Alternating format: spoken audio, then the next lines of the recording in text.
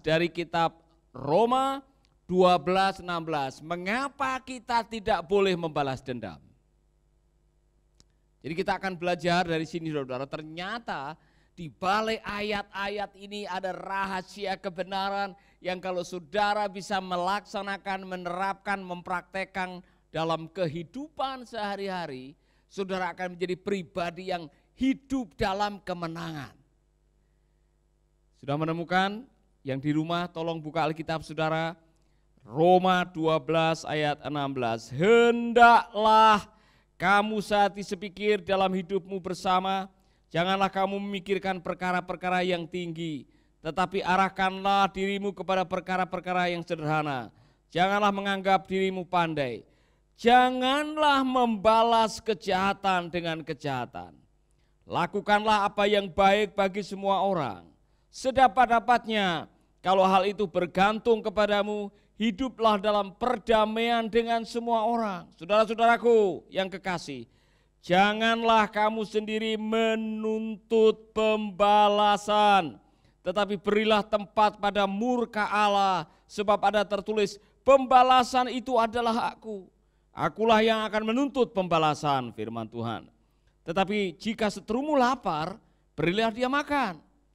Jika ia haus, berilah dia minum. Dengan berbuat demikian kamu menumpukkan bara api di atas kepalanya. Janganlah kamu kalah terhadap kejahatan, tetapi kalahkanlah kejahatan dengan kebaikan. Semua mengatakan kalahkanlah kejahatan dengan kebaikan. Ulangi lagi. Ulangi lagi. Nanti selesai ini saudara ucapkan 1000 kali, ya kan? Supaya itu nyantol di dalam hati, karena ini tidak mudah, saudara-saudara. Ayat ini mudah dibaca, mudah diucapkan, mudah dikhotbahkan, mudah dihafalkan, tapi mungkin paling sulit untuk dilakukan. Kalahkanlah kejahatan dengan kebaikan. Mengapa Rasul Paulus menulis ini untuk jemaat di Roma? Ada yang menduga bahwa kitab Roma ditulis oleh Rasul Paulus, ada yang berpendapat bukan Rasul Paulus. Siapapun juga penulisnya, yang jelas ini kebenaran dari firman Tuhan. Amin. Haleluya. Saudara-saudara, mengapa kita diajari untuk mengalahkan kejahatan dengan kebaikan? Yang pertama, karena DNA saudara dan saya bukan DNA kejahatan. DNA kita adalah DNA kebaikan. Artinya apa? Kita diciptakan oleh Allah yang maha baik sebagai ciptaan yang sungguh amat baik untuk apa? Melakukan kebaikan. Saya harap saudara hafal Efesus 2:10. Siapa yang sudah hafal? Kita ini buatan Allah, diciptakan dalam Kristus Yesus untuk melakukan perbuatan baik. Jadi berbuat jahat itu bukan bawaan lahir. Maksud saya bukan bawaan dari surga. Allah yang menciptakan kita adalah Allah yang maha baik. Dan dia memberikan contoh, dia berbuat baik kepada orang baik dan orang yang jahat. Contohnya saudara, kalau matahari terbit, yang jahat, yang baik dapat jatahnya semua. Ya kan? Yang jahat, yang baik boleh menghirup udara segar. Tidak dikelompok-kelompokkan, kau yang jahat masuk goa. Supaya tidak bisa melihat matahari. Semua diizinkan untuk menikmati kebaikan Allah. Itu membuktikan bahwa Allah kita maha baik. Bahkan dia berbuat baik kepada orang-orang yang jahat. Maka kalau saudara mengaku sebagai hamba Allah, umat ciptaan Allah, Anda harus mewarisi DNA ilahi. Dan DNA ilahi adalah berbuat baik. Maka waktu Anda berbuat baik, Anda sedang di posisi Allah. Amin. Haleluya. Jadi kalau Anda ingin hidup berkemenangan, jangan kejahatan dibalas dengan kejahatan. Tapi kalahkanlah kejahatan dengan kebaikan. Haleluya. Kalau jahat dibalas jahat, tidak ada bedanya dengan mereka.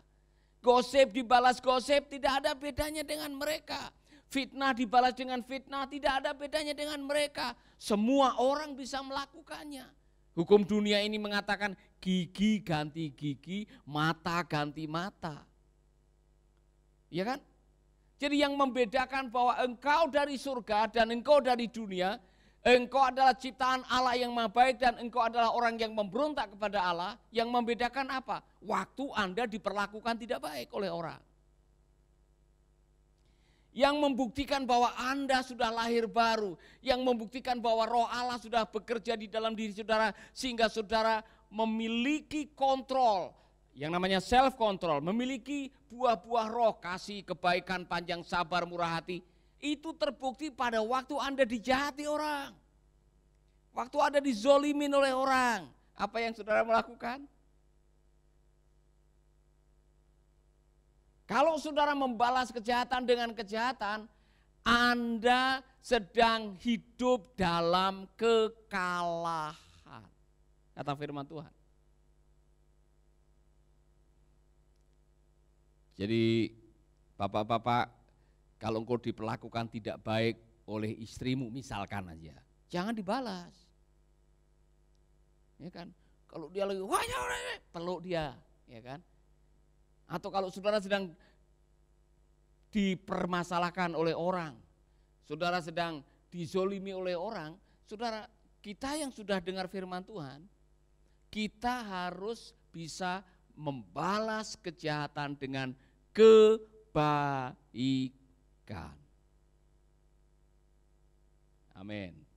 Kapan terakhir kali saudara membalas kejahatan dengan kebaikan? Pernah diperlakukan jahat oleh orang? Ya kan? Saudara dizolimin oleh teman atau tetangga atau sahabat karib saudara, kemudian saudara tahu ada niat jahat tapi saudara memberkati orang itu. Saudara berbuat baik kepada orang itu. Waktu saudara melakukan seperti itu, saudara sedang mewarisi atau mempraktekkan nilai-nilai surgawi dalam kehidupan saudara. Lihat nanti Allah akan bekerja dalam hidup saudara. Amin. Nah, saya bicara begini, saya mempraktekkan saudara. Saya berusaha untuk mempraktekkan apapun yang terjadi, saya akan coba mempraktekkan berbuat baik. Berbuat baik kepada orang yang berbuat jahat. Apa yang terjadi waktu Anda berbuat baik kepada orang yang berbuat jahat? Kata Alkitab tadi mengatakan, Anda sedang memadamkan kejahatan. Satu-satunya cara memadamkan kejahatan adalah dengan berbuat baik. Nah, dengar baik-baik, di ayat ini dikatakan, kembali kepada ayat tadi, ayat yang ke-19, saudara-saudaraku yang kasih, janganlah kamu sendiri menuntut pembalasan, tetapi berilah tempat kepada murka Allah, sebab ada tertulis pembalasan itu adalah hakku. Akulah yang akan menuntut pembalasan, firman Tuhan. Tetapi jika seterumu lapar, berilah dia makan. Jika ia haus, berilah dia minum. Dengan berbuat demikian, kamu menumpukan bara api di atas kepalanya. Kamu menumpukan bara api di atas kepalanya. Apa artinya? Apa artinya saudara? Menumpuk bara api. Pada waktu saudara melakukan kebaikan kepada orang yang memusuhi saudara, saudara sedang membuat orang itu merasa, loh, saya sudah berbuat baik, berbuat jahat kok dia berbuat baik terus kepada saya. Lama-lama dia tidak akan berbuat jahat kepada saudara. Ini contoh, saudara dilempari orang, ya kan? Tiap hari tetanggamu sebelah rumah, seberang sungai itu melempari saudara dengan batu, ya kan? Dan saudara tidak membalas. Sebab kalau saudara membalas dengan batu yang sama, tidak akan selesai-selesai. Waktu Anda, pikiran Anda, jiwa Anda bisa habis hanya untuk merancangkan pembalasan. Tetapi kalau setiap dilempar batu saudara kumpulkan, Sehari 10 batu, saudara-saudara.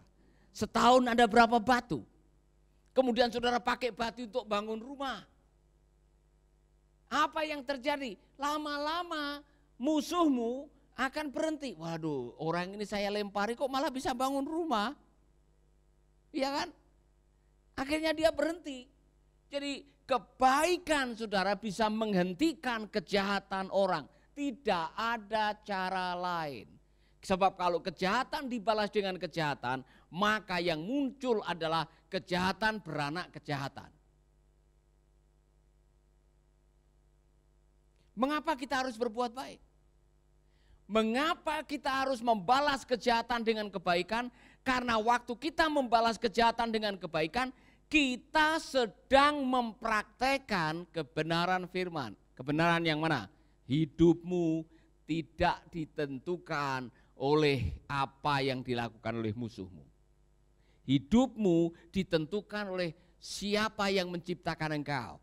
Hidupmu ditentukan oleh Allah, bukan orang yang memusuhi saudara. Maka jangan balas.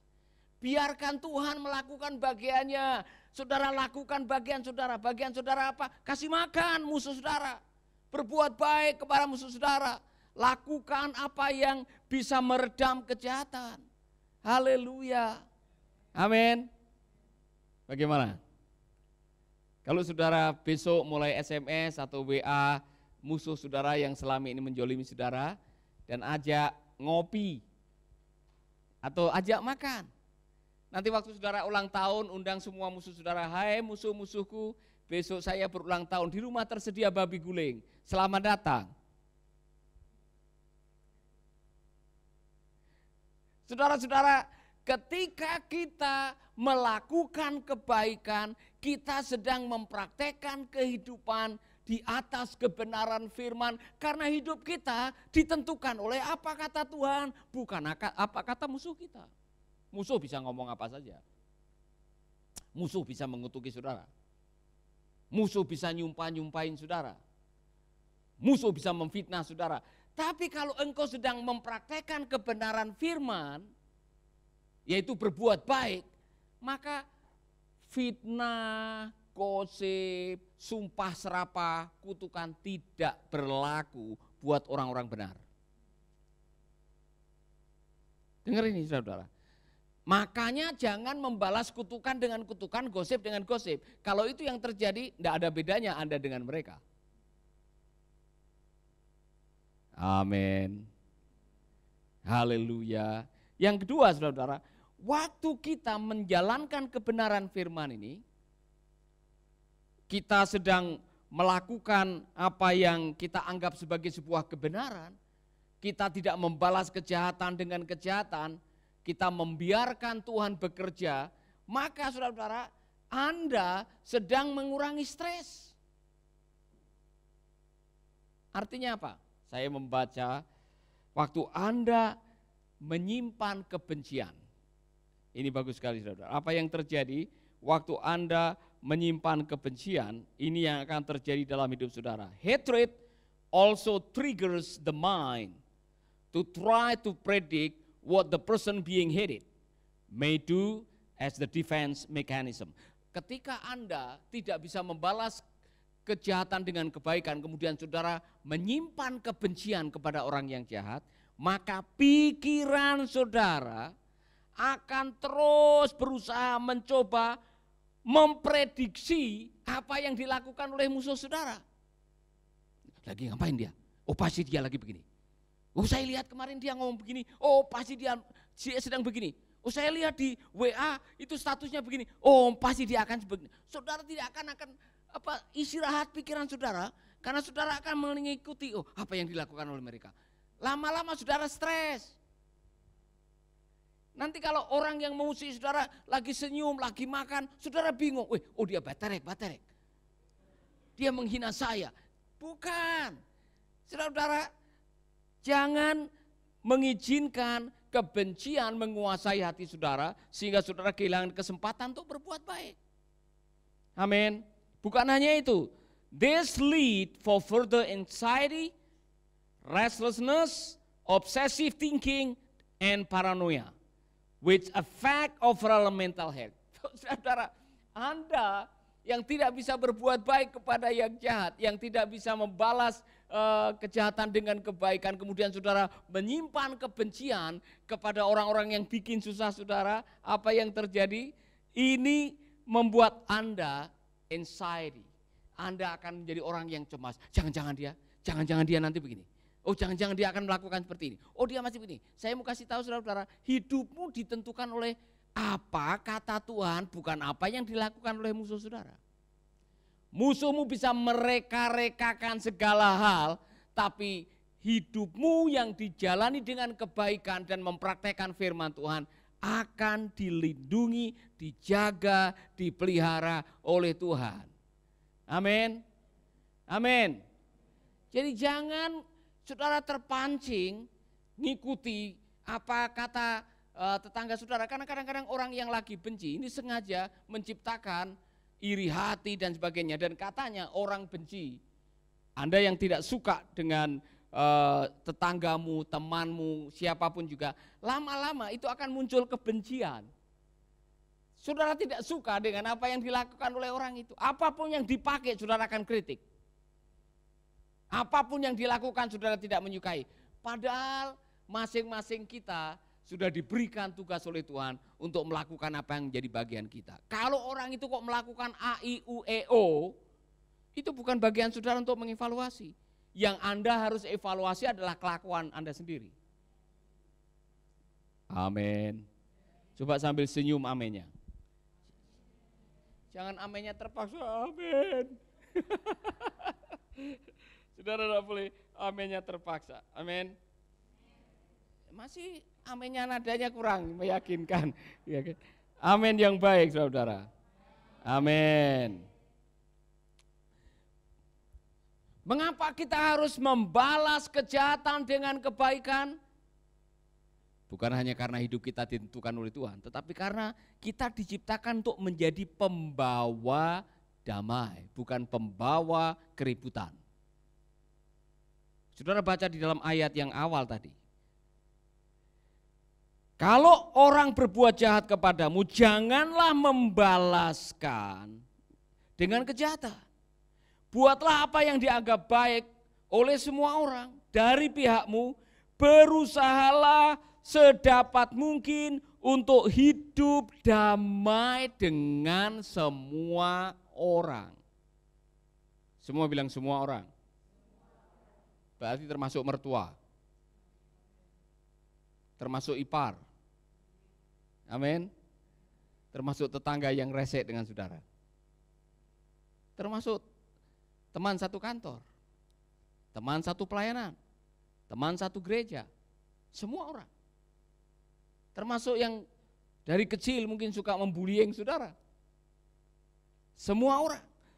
Saudara, kalau itu tergantung kepada engkau dan dalam kekuasaanmu untuk melakukan, berusahalah berdamai dengan semua orang.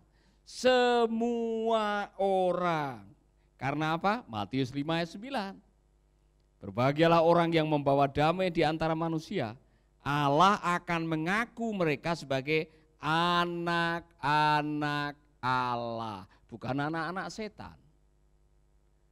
Jadi kalau saudara ke sana kemari, yang saudara bawa adalah damai. Membawa dan menciptakan damai terhadap orang-orang yang bikin susah hidup saudara atau yang memusuhi saudara. Firman Allah mengatakan, Anda adalah anak-anak Allah. Katakan kepada teman saudara, aku adalah pembawa damai. Apa artinya? Kemana-mana kalau ada persoalan, jangan nambahi persoalan.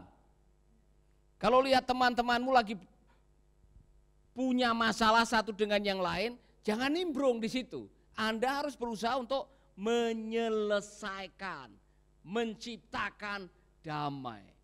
Saya lihat barangkali Abi sama Edi sudah tidak ngomong 1 minggu, ya kan? Saudara ketemu dengan Edi kau kenapa dengan Abi?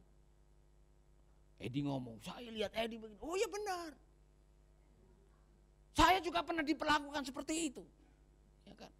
Kalau kamu cari waktu, coba balas dendam. Ya. Kemudian kau ketemu dengan Abi dan kau tanya, Abi, kenapa kamu tidak ngomong sama Edi? Oh, Edi itu begini. Oh, benar. Edi juga pernah melakukan itu pada saya. Kalau bisa kamu harus melakukan. Jadi apa yang saudara lakukan? Saudara membuat persoalan tambah besar, bukan untuk menyelesaikan. Orang-orang yang seperti ini akan menjadi problem maker, bukan peace maker. Anda dipanggil untuk menjadi peace maker. Saudara pernah ketemu orang macam begini? Yang kemana-mana selalu kalau dia ada, dia datang. Sebentar lagi pasti akan ada persoalan. Kalau dia datang pasti ada pertengkaran. Kalau itu yang terjadi, Anda sedang menyalahi Roma 12. Mari kita menjadi peacemaker. Amin. Jadi Abi jangan cari teman untuk memusuhi Edi. Edi kau jangan cari teman untuk memusuhi Abi. Iya kan? Mana Edi? Oh iya. Saya cari. Karena begini saudara, kadang-kadang ada orang yang namanya defense mechanism. Cara untuk saudara memproteksi dan membuat pertahanan adalah cari teman sebanyak-banyaknya.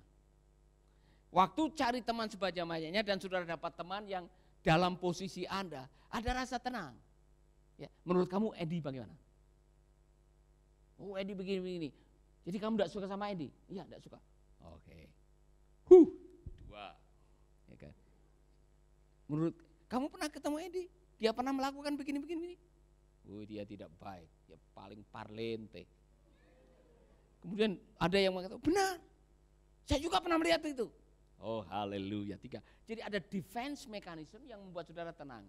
Ternyata banyak orang yang tidak suka. Kemudian kalau Anda ketemu dengan orang lain, kamu pernah tahu Edi perbuatannya begini? Oh tidak, saya tidak tahu.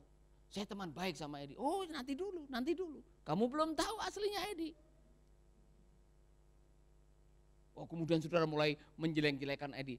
Nanti dulu saudara-saudara, jangan cari teman untuk memusuhi orang yang dia tidak kenal.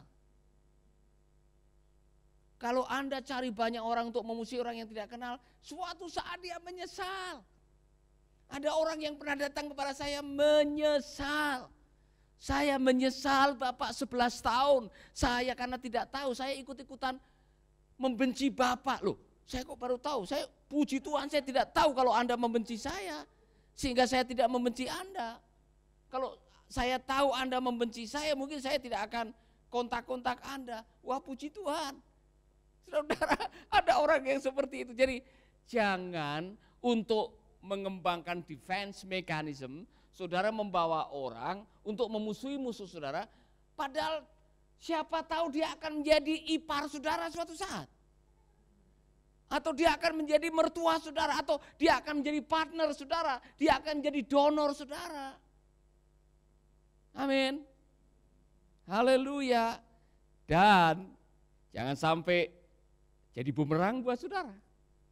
Waktu suatu saat saudara bermasalah dengan orang itu, habis riwayat saudara, karena orang itu juga akan ngajak orang lain untuk memusuhi saudara. Bertobat. Amin.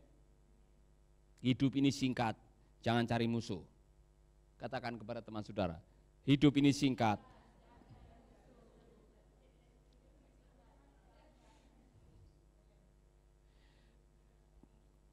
Berikutnya dikatakan tadi, saudara-saudara, jangan membalas dendam. Biarkanlah itu kepada Tuhan, kasih itu baik bagian Tuhan.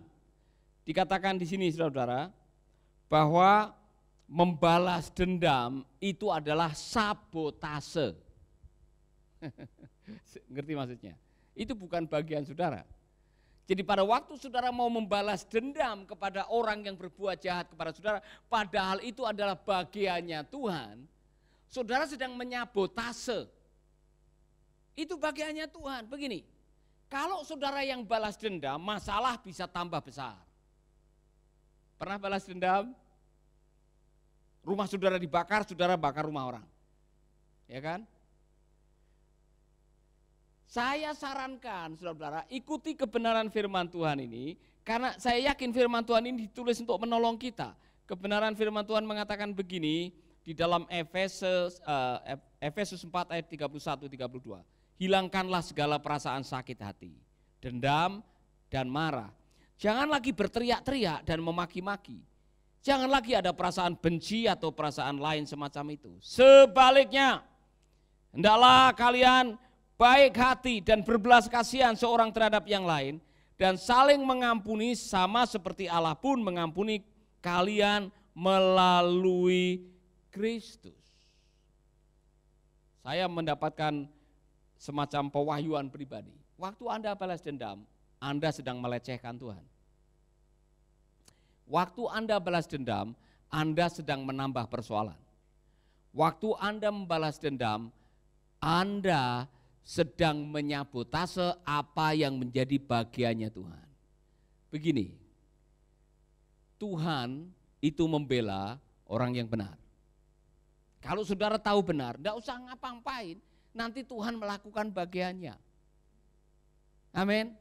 Enggak usah nyumpai orang yang bikin susah hidup saudara, enggak boleh.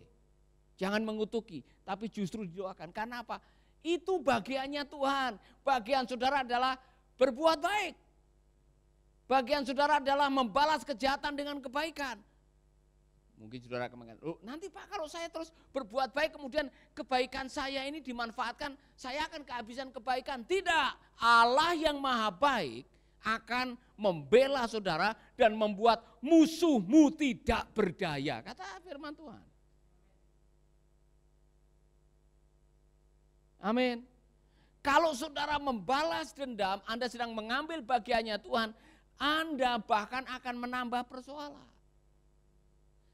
Saya ulangi lagi, hidupmu itu ditentukan oleh Tuhan, bukan oleh musuh saudara. Jadi kalau Tuhan yang sedang berperkara dengan musuh saudara, Anda lebih baik melakukan apa yang menjadi bagian Anda dan biarkan Tuhan melakukan bagiannya. Amin. Haleluya, sekarang senyum. Iya kan? Saya serahkan semua kepada Tuhan, katakan 1, 2, 3. Apa yang terjadi waktu Anda menyerahkan semua kepada Tuhan? Pertama, Anda bisa berfokus kepada masa depan dan memaksimalkan potensi daripada tiap hari membuat rancangan. Gimana saya bisa membalas ini ya? Oh dia begini, oh saya harus merancangkan ini. Oh dia mengucapkan ini, saya juga harus mengucapkan ini. Oh dia pakai ini, oh saudara-saudara, mohon maaf itu, Pak Hotman dengan Ibu Desiri belum selesai sampai sekarang. Masing-masing merencanakan untuk hantam satu dengan yang lain. Tidak selesai, saya kurang tahu tidurnya nyenyak atau tidak mereka. Karena waktu Anda merancangkan untuk membalas dendam, pikiran Anda terus akan bekerja. Waktu pikiran Anda bekerja dipenuhi kebencian, Anda tidak punya kesempatan memaksimalkan potensi Anda. Kalau saya menggunakan waktu, energi, pikiran untuk memikirkan bagaimana saya balas dendam nanti, saya tidak bisa menjadi seperti ini, saudara. Mungkin saya sudah mati dari dulu. Karena kebencian, karena kepahitan. Saya belajar dalam hidup ini jangan kasih ruang kebencian, jangan kasih ruang untuk kepahitan menyelinap di dalam hati saudara. Tutup hati saudara. Amin. Jangan kasih izin yang namanya dendam dan kepahitan merasuki hati saudara, karena itu akan menghancurkan saudara. Anda tidak bisa menjadi maksimal dan hidup Anda habis untuk memikirkan nanti bagaimana jika dan seharusnya aku harus bagaimana. Serahkanlah itu kepada Tuhan. Dengarkan lagunya Pak Paulus itu saudara. Haruskah aku mengampuni? Harus. Sanggupkah aku mencintai lagi? Sanggup. Jangan biarkan rasa benci menghancurkan diri ini. Anda yang menyimpan benci, Anda sedang menghancurkan hati saudara. Lebih baik saudara mengatakan, ya Allah balut luka hamba, sirami dengan kasih dari surga. Agar ku bebas dari dengki, untuk dia yang hianati. Amin. Saudara penasaran pengen nyanyi kelihatannya itu. Pengen nyanyi, nanti kita akan nyanyi di akhir acara ini. Tapi saya mau mengajak saudara-saudara, saya mengajak saudara, tingkat kedewasaan iman saudara ditentukan di sini. Mohon maaf, Anda boleh tiap hari datang ke gereja, baca Alkitab, ikut pelayanan, aktif ikut pemuritan, tapi kalau belum bisa melakukan yang ini adalah bukti pemuritan tingkat tinggi dan bukti bahwa hidupmu sudah menghasilkan buah. Buah-buah roh apa? Kasih. Kasih, nomor 1. Dan kasih itu adalah payungnya semua yang lain. Sukacita, panjang sabar, kebaikan, kemurahan, apalagi? Kelemah lembutan, apalagi? Dan yang terakhir, tahan nafsu, penguasaan diri. Self control termasuk apa? Menggunakan kontrol Anda untuk tidak membalas kejahatan dengan kejahatan. Konon dari 9 buah roh ini, yang paling sulit yang bagian terakhir. Makanya ditaruh paling terakhir, karena paling sulit. Disinilah kita bisa menguji. Waktu Anda dilukai, disolimi, disakiti, digosipkan, difitnah, bisakah Anda menggunakan self control saudara untuk tidak membalas dendam? Disinilah titik saudara. Berbahagialah Anda yang bisa makan di hadapan lawanmu. Ada ayat, ia menyediakan hidangan di hadapan lawanku. Anda masih bisa tidur nyenyak, Anda masih bisa senyum, pada waktu orang menggosipkan dan sebagainya, saudara masih bisa haleluya Tuhan baik dan tidak resek, tidak takut, tidak kalut waktu melihat orang atau orang yang memusuhi saudara berhasil. Anda tidak perlu takut. Hidupmu tidak ditentukan oleh musuh tapi ditentukan oleh Tuhan. Ini pelajaran yang luar biasa. Amin. Haleluya. Bisa melakukan. Saya tidak tahu dengan saudara-saudara yang waktu datang ke kantor atau saudara-saudara yang datang dari NTT dan sebagainya masih simpan dendam dengan orang, kepahitan. Itu kasihan, bikin saudara cepat tua karena tegang. Belajarlah mengampuni. Amin. Amin. Saya mau kita menyanyi lagu ini. Abi bisa lagu ini kan? Coba. Telah ku sadari mengapa terjadi kasih yang suci kini jadi benci. Ini kasihan saudara. Lagu ini lagu kasihan. Oke. Di minor ya. Telah ku sadari mengapa terjadi kasih yang suci kini jadi benci. Adakah yang peduli aku yang terlukai? Berat ku rasa menanggung derita, hidup terhina, hati pun merana.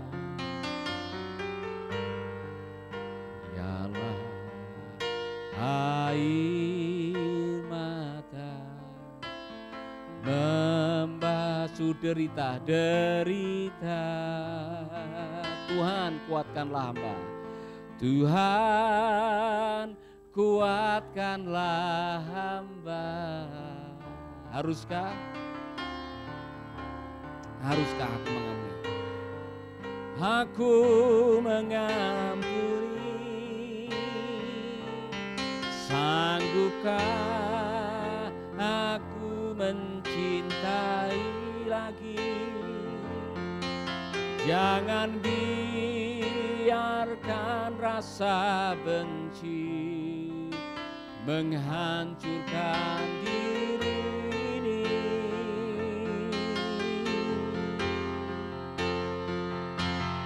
Ya Allah, balut luka hamba, sirami dengan kasih dari surga, agar ku bebas dari dengki, untuk dia yang hianati. Kok ada yang nangis? Cara terbaik untuk membebaskan dirimu dari dendam harus mengampuni.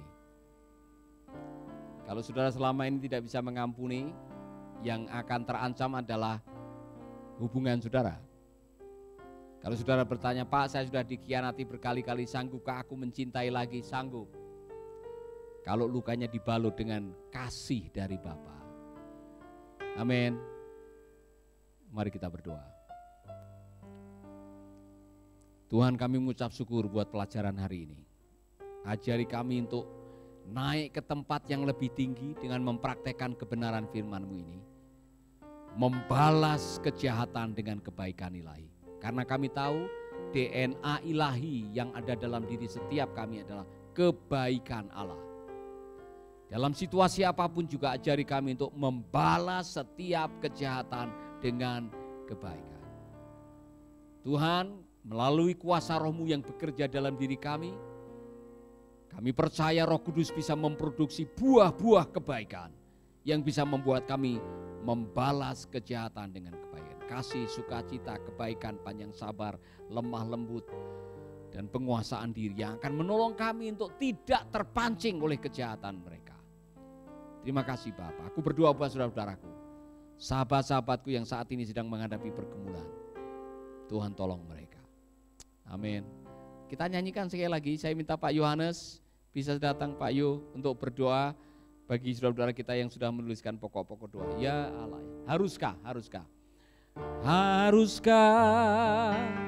aku mengampuni? Harus. Sanggupkah aku mencintai lagi? Jangan biarkan rasa benci menghancurkan diri ini. Tuhan, haleluya, haleluya.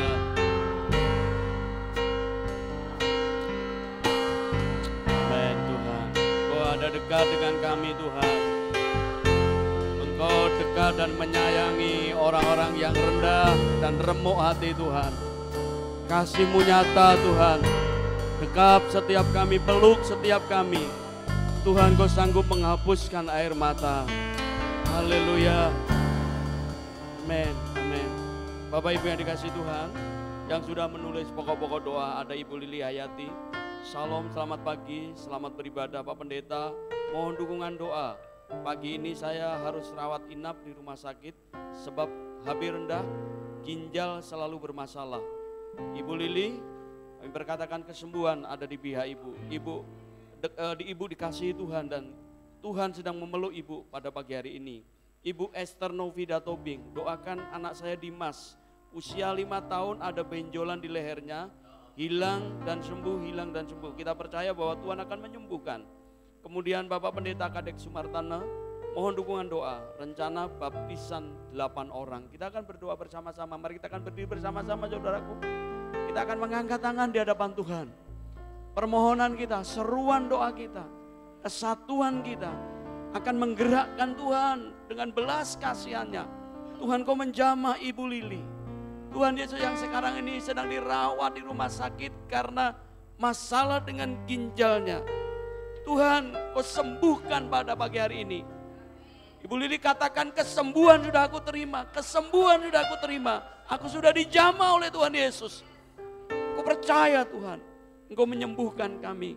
Kami juga berdoa untuk Dimas Tuhan yang ada benjolan, ada di lehernya. Tuhan, Kau akan menyembuhkan di dalam nama Tuhan Yesus. Angkat Tuhan benjolan itu Tuhan Yesus. Tuhan, kami juga mendoakan Pak Kadek Tuhan, Engkau mengurapi, menyertai, Roh-Mu memberikan hikmat Tuhan Setiap pertanyaan-pertanyaan, setiap bantahan-bantahan, setiap intimidasi yang menekan beliau, Roh Kudus yang akan mengajarkan. Janjimu Engkau akan genapi Tuhan, bahwa Engkau menyertai hamba-hambamu yang melakukan perbuatan misi. Sertai dengan tanda-tanda dan mujizat.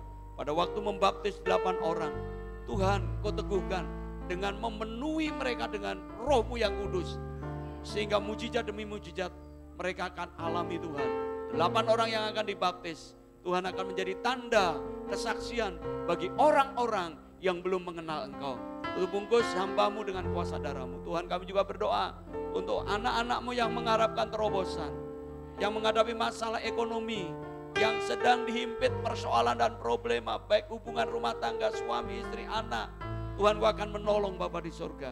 Terpujilah Engkau Tuhan Yesus. Kami menyerahkan Tuhan, biarlah damai sukacita melimpah atas anak-anak-Mu yang setia mendengarkan program Making Life Better Tuhan. Tuhan Yesus, kami juga bersepakat pagi ini. Terus kami mendoakan bangsa kami, bangsa Indonesia. Belas kasihan-Mu turun atas bangsa kami Tuhan. Gereja-gereja-Mu Tuhan, Kau akan persatukan Tuhan. Sehingga kerajaan-Mu datang, kehendak-Mu jadi atas bumi kami Indonesia. Teristimewa Pulau Bali Tuhan. Memberkati hamba-hamba-Mu yang melayani. Berkati para pemimpin kami Tuhan. Bapak Pendeta Jokowi, Kau mengurapi Tuhan. Para menteri jajaran pemerintah baik Polri, TNI Tuhan, Kau menolong, memberkati. Bapak, kami mengasihi pemimpin kami Pak Paulus dan Ibu. Terus kami mendoakan Bapak, terus Kau akan memberikan kemuliaan demi kemuliaan Tuhan. Dan berkati Mercy Indonesia, apapun yang diperbuat, Tuhan akan memberkati. Tuhan, Kau memberkati juga para donatur, sponsor Tuhan, dimanapun mereka berada. Tuhan, biarlah nama-Mu dipermuliakan Bapa. Terpujilah Engkau Tuhan Yesus. Kami mengucap syukur. Dan kami serahkan pagi ini, sepanjang hari ini, ke dalam tangan-Mu. Keajaiban dan mujizat akan kami alami bersama dengan Engkau. Haleluya. Mari yang percaya katakan, amin, amin. Tuhan memberkati. Luar biasa, puji Tuhan. Terima kasih Bapak Ibu, jangan lupa bagikan video ini kepada teman-teman Anda.